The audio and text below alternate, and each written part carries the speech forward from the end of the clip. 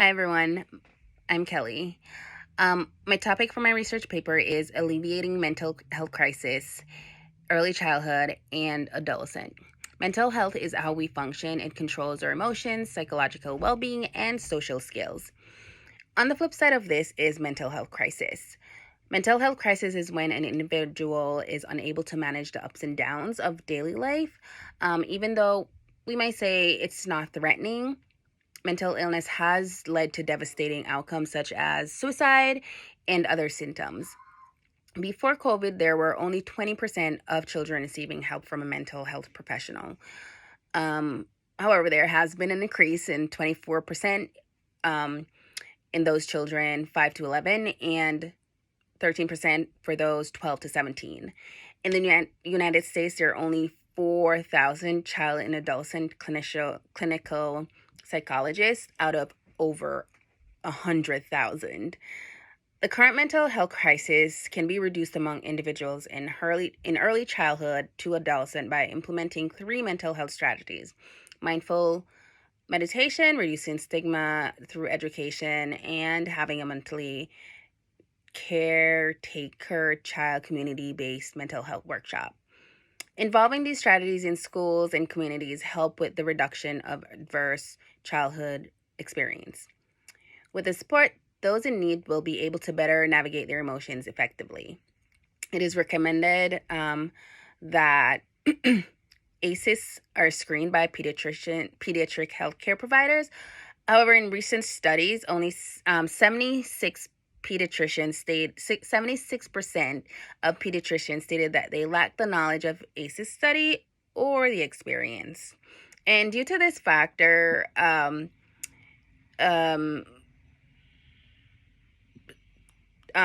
being screened for ACEs has been decreased.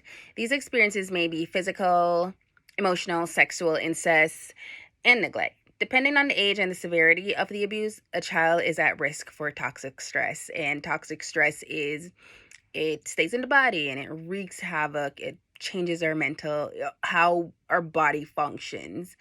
And this hormone, the stress hormone, comes in high dosage and at a crucial time of child development. So it's like constant. And this can be found in the book The Deepest Well by Dr. Nadine Burke Harris. Some students may develop anxiety, depression, ADHD, ODD, and this is just to name a few. Anxiety and depression are masked as dysregulated behaviors, which in turn mask the underlying issues at hand, but they're normally put off as troubled children. ACEs fits in many aspects of the social science as they can impact an individual negatively if they do not get treatment. How without a constant buffer, ACEs can as I said before, wreak havoc in one's health. Some negative health outcomes are PTSD, ADHD, and chronic heart problems. In babies, this can be seen as delayed growth, sleep deprivation, and cognitive delays. In school-age children, there's a higher rate of asthma and decreased response to medication, a high rate of learning disability accompanied by behavioral issues, and they're more susceptible to infections.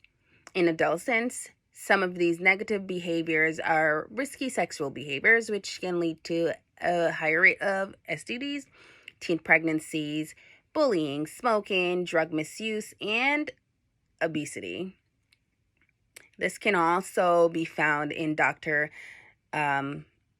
Harris's book, The Deepest Well. Some of this info also can be found in The Body Keeps the Score by Vander Kolk. Can't pronounce his name properly. There's a quote that resonates with me, and it's like, you have to know the past in order to understand the present. And so this is where it relates to the cause and effect of ACEs. This is where the ACEs questionnaire presents itself. The questionnaires consist of 10 types of trauma. A portion of it involves the child, their self, and then the other portion involves the environment. So this shows that the environment in which a child lives plays a major role in their well-being. According to the American Academic of pediatricians can include all parties involved in the child's well-being in a ACEs awareness educational program. Child abuse is common in the U.S. 1 out of 7 children are victims of abuse and neglect. Hence, the victims are all around us. They're in schools, they're in the playground, they're child care center, within a community. And as I said before, they are labeled as troubled kids. Mindful meditation. Children who have experienced adversity have a different outlook on the world, and they can become wary of adults. Mindful meditation is helpful for young children and teens who have faced continuous stress in their life.